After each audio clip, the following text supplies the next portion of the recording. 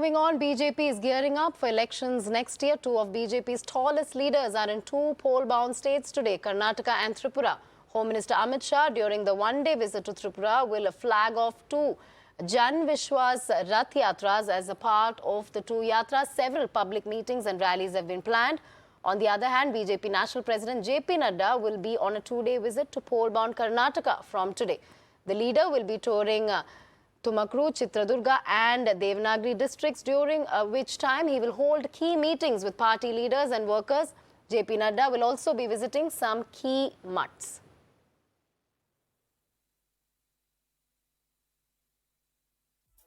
All right, we have Ravikant Rai live with us on the story.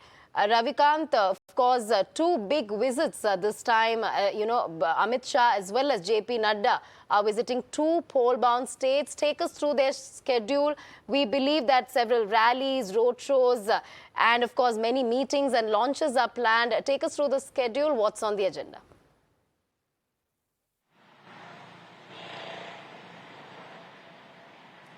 देखिए 2023 में 9 राज्यों में विधानसभा के चुनाव होने जा रहे हैं और बीजेपी ने लोकसभा की 160 सीटों को चिन्हित किया है। इसके साथ ही पहली बार ऐसा हो रहा है कि बीजेपी ने लगभग 3 से 4 हजार जो फुल टाइमर हैं भारतीय जनता पार्टी की तरफ से इन पोल बाउंड स्टेट में उतारे हैं, जो हर एक विधानसभा सीट की रिपोर्टिंग जो है वो केंद्रीय नेतृत्व को करेंगे। इसके साथ ही फ्रंट से लीड करने के लिए भारतीय जनता पार्टी के जितने भी बड़े नेता हैं इंक्लूडिंग प्राइम मिनिस्टर, वो भी साउथ का दौरा करने वाले हैं। आज प्रधानमंत्री के साथ साथ जितने बड़े नेता हैं इन सभी सीटों पर फोकस कर रहे हैं। अगर आज की बात करें तो 2 दिनों के दौरे पर कर्नाटक में भारतीय जनता पार्टी के राष्ट्रीय अध्यक्ष जेपी नड्डा हैं। वहां जानकारी मिल रही है कि जो with in the party conflict चल रहा था उसको दूर करने के लिए बीएस येदुरप्पा के कैंप को सेटल करने के लिए ये तमाम जो कवायदें की जाएंगी।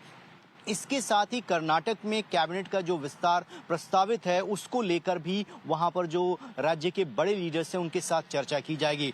त्रिपुरा जो है ऐसा स्टेट है जहां पर बीजेपी ने चलो पलटाई का नारा दिया था और वहां पर बीजेपी सरकार बनाने में कामयाब रही थी। आज वहां पर जन गौरव यात्रा का आगाज जो है वो केंद्रीय गृह मंत्री अमित शाह कर रहे हैं। इसके साथ ही अलग अलग राज्यों में भारतीय जनता पार्टी की रैलियां चल रही हैं, जन यात्राएं चल रही हैं।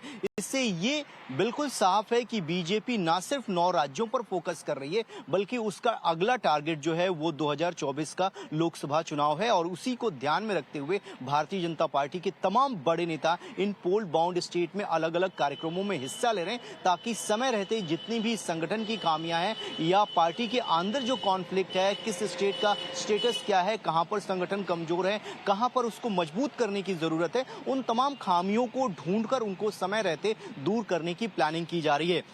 सूत्र ये बताते हैं कि भारतीय जनता पार्टी की जो राष्ट्रीय कार्यकारिणी की बैठक है वो 16 तारीख को दिल्ली में होने जा रही है और इसमें एक बड़ा फैसला ये लिया जाएगा कि भारतीय जनता पार्टी के जो राष्ट्रीय अध्यक्ष हैं जेपी नड्डा, उनका टेन्योर जो है इसी जनवरी में पूरा हो रहा है और इसी कार्यकारिणी की बैठक में उनको एक्सटेंशन दिया जाएगा। यानी 2024 का जो लोकसभा चुनाव है वो जेपी नड्डा की अगुवाई में ही लड़ा जाएगा। ये लगभग तय माना जा रहा है और इसी कार्यकारिणी में इस पर मुहर लगेगी और जो तमाम चीजें कलेक्ट की गई हैं, जो फीडबैक कलेक्ट किया गया है और जो पॉलिटिकल रेजोल्यूशन आता है उस पर प्रस्ताव जो है वो राष्ट्रीय कार्यकारिणी की बैठक में रखा जाएगा।